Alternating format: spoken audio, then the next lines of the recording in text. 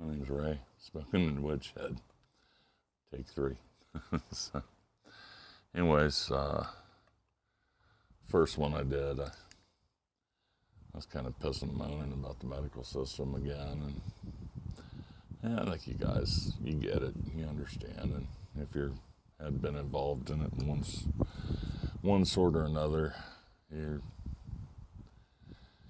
get it, or well, you don't get it, and you've gotten it. So that being said, I'm smoking. Ta-da! Oh, in the second tape, well, ta-da! Some Boligan Bear by Cornell and Dell, and smoking it in my little Peterson Aaron pipe. I just love that rustication on it. It's such a beautiful pipe. Just yeah, she's a good one. But anyways, my second take I started and I got about a minute into it, and daggone lighter fluid ran out of my lighter, so I had to go grab another lighter. So now I got my soft yellow flame, and it ain't too windy out here.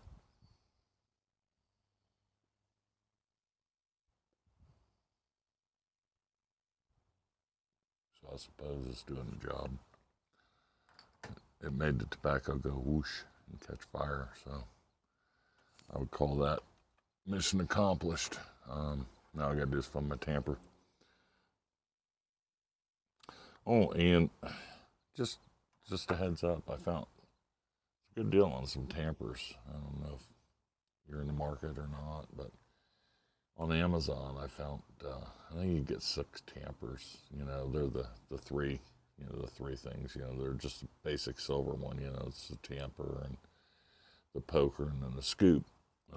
You know, they ain't fancy, but they do the job.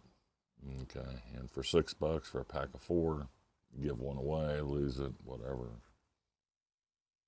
Yeah, it ain't gonna hurt. It's not gonna break the bank. Let's put it that way. So that being said, that's what I found. That's the find of the day. So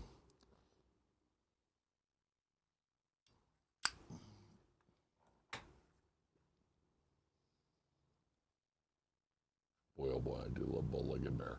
That's a good smoke.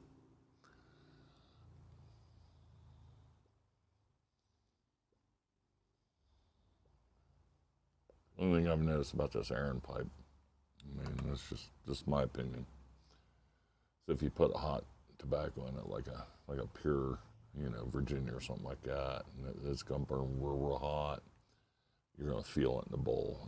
The walls are not, they're thick enough, but they ain't like my old kick around, that big old, I guess they call it a bulldog bowl, you know, where it's a little thicker as it goes down. As you can see, this is just kind of a straight shot, you know, straight down, deep bowl, good bowl, just not a real thick bowl. So that being said, excuse me. Um, the big sale that I had, which was my last episode. I'm gonna call it what I see it as, a big dud. I got a couple of people comment on pipes, but obviously, you know, the folks that are watching my channel are not interested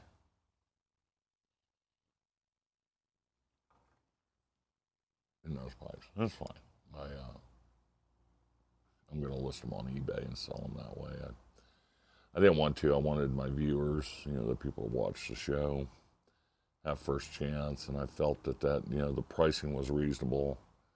Now I'm gonna have to list them on eBay. I'm gonna have to, you know, bring the price up a little bit, you know, because they're gonna make up the difference. And you know, that being said, is what it is. There you go. So, one thing I'm excited about though, and I'm super jazzed about it is, and I may not have brought this up, but I'll show you. I finished up What Up Bear. That's what I call him, is What Up Bear. He's pretty cool. He's next to Go Away Bear. Go Away Bear has found himself a home, and his new owner will be by to pick him up tomorrow. And then I'm working on a bear over there. It's going to be a realistic bear, and you know I'm going to try my hand at it, see what I can do. But you know, poplar wood's more malleable than pine, so I'm cutting him out of poplar. And I think what I'm going to do is I'm going to put I may make a chair. You know, where I got one bear holding one end of the chair and the other bear holding the other end of the chair, the love seat, you know, something like that type of deal.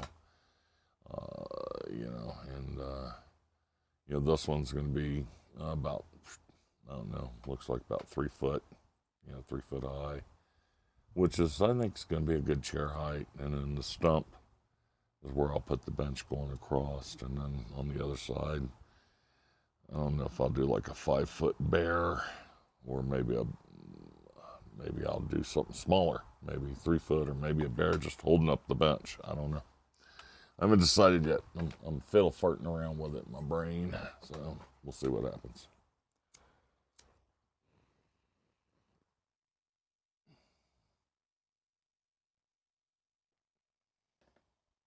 Keep y'all posted.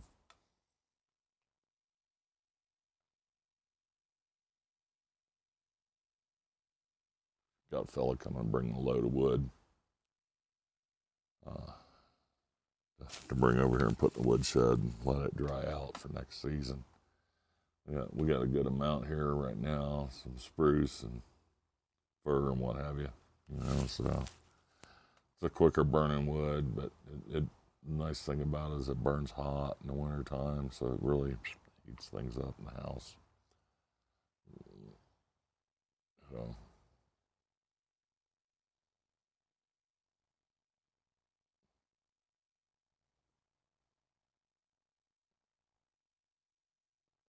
oak and juniper, more of a long burner. I know that's not something that a lot of people want to hear about, you know, in the spring, or you know, going into summer like we are now, but fall will be coming soon. So will those brisk temperatures, and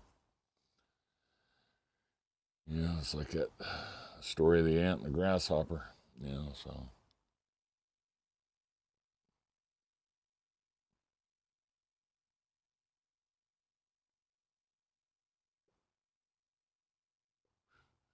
grasshopper played his fiddle, danced, made merry, and you know, while the ants were, you know, doing their thing, back and forth, being prepared, being prepared, being prepared. And when, you know, when it got cold out, the daggone grasshopper, man, he's kind of SOL, you know. So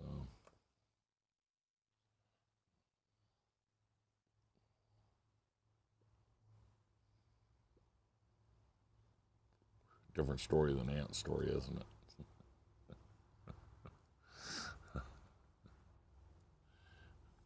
Ant's story, what was it? The grasshoppers were leading the ants, and the ants made a revolt. And, yeah,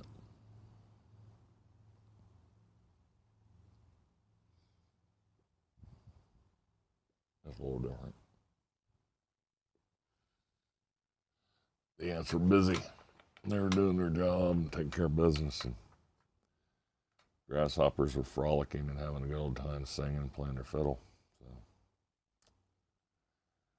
yeah, sucks being a grasshopper when wintertime comes.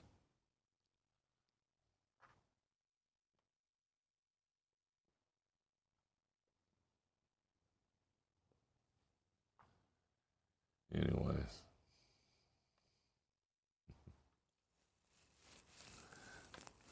I bring you here and talk to you about grasshoppers and ants. And certainly, I didn't bring you here to talk about medical stuff or my bears or anything like that. I just,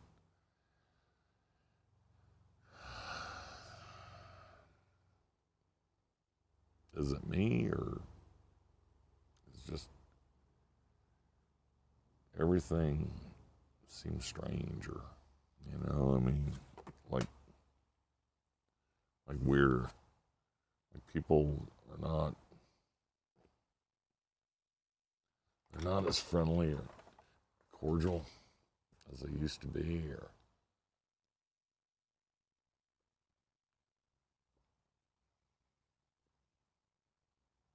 there's life just I don't know, is it just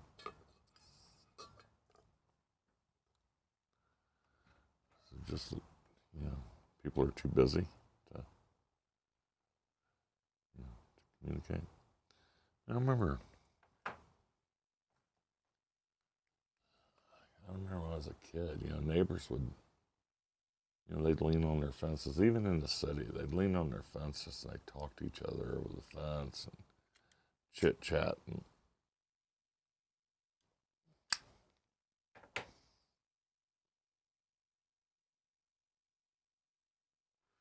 this and that, just talk, small talk.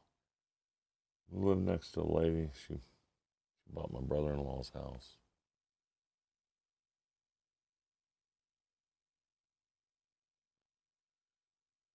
4 years ago, 5 years ago, I guess it's been now. And before it was my brother-in-law's, or after it was my brother-in-law's house, a couple bought it and they had a little girl, and little girl would come over and she'd chit chat with us, and she'd fat knock on the door, and what have you. And we knew the neighbors. I mean, we talked and hollered. And then they sold it to a lady, and she's a single woman, I guess, or divorcee or widow. Who knows? Nobody knows. We don't know. Why don't we know? Because we don't talk. And first time I talked to her was the first month she was there, and a baby bird fell out of a nest, and she asked me if I could get it up, and I put it back in the nest for her.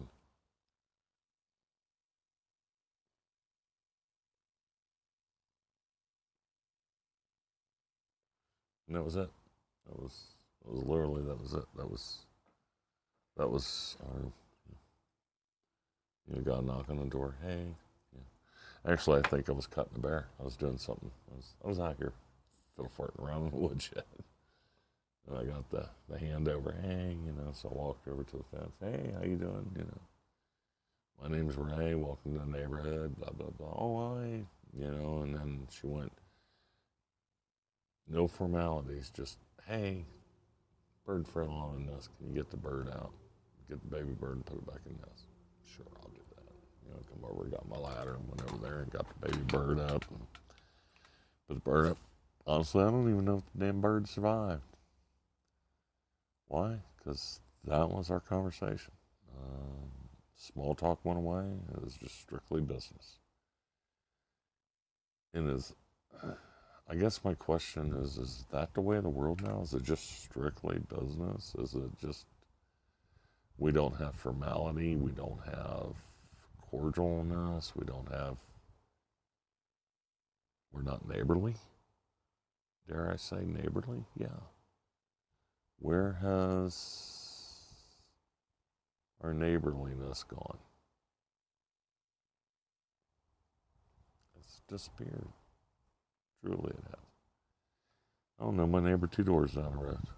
I know my neighbor over here, to the right of me, I guess you'd call it, facing the road to the right of me. Why do I know it? Because he spent the time, him and his wife spent the time to get to know, we know them. But again, are we neighborly? Yes, but it's mainly business. It's not.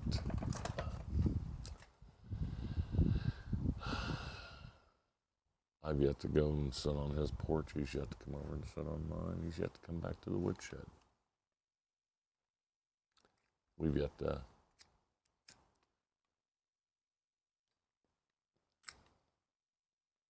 share a soda or Coca-Cola or anything. Yet to do anything like that.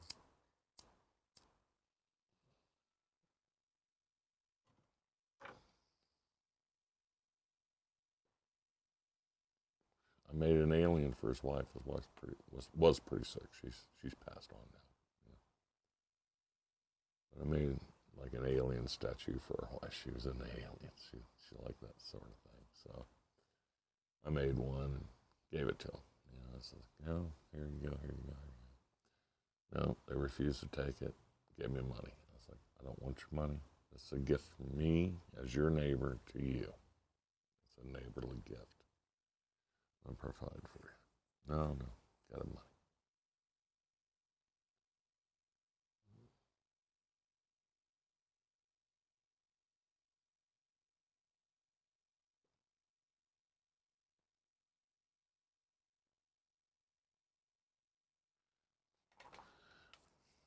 I guess that's kind of like looking a gift horse in the face. You know what I mean?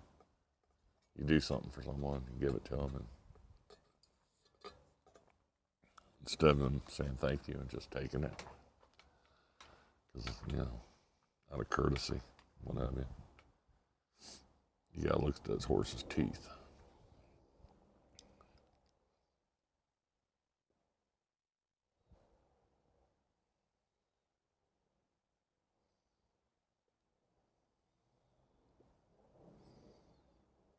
If someone gives me something as a gift, created or purchased or whatever the case might be, but it is a gift. It's presented to me as a gift, and they say, here you go. I'm giving this to you out of the goodness of my heart, whatever. I don't care the reason, but they're gifting me something. I say thank you, and I take the gift, okay? Unless there's only one exception in my mind, and that's a knife, okay? A knife, I know this is a superstition, but if someone gives you a knife, you got to give them something of monetary value for that knife, okay? And this is just me. I heard it somewhere in the grapevine, and it's stuck in my head. I don't know if it's a bad juju issue or what have you, but I took a knife from someone and I didn't give them anything, and I had bad luck with that knife. I wound up losing that knife, actually. So, true story.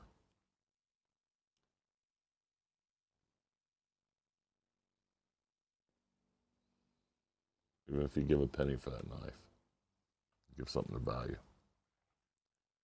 It's just weird, I know, but nonetheless, that's how I was raised. Everything else, someone gives you a gift, you accept the gift graciously. You say your thank yous and you move on,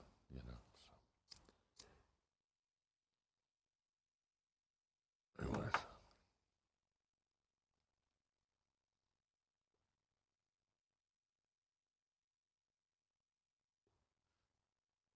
I like to give things people. I think it's cool. It's especially like when I'm doing my carvings. I don't make them make money. It's not my thing. I make them because just I like the way the damn things look.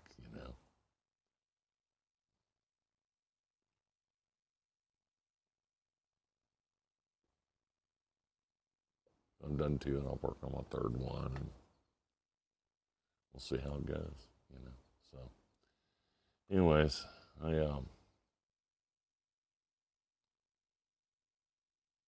think I kind of rambled enough for the day, and I wish y'all a wonderful weekend. I think it's Saturday right now today, so have a great weekend. Enjoy where you are. Enjoy your family, and enjoy the gifts that are bestowed upon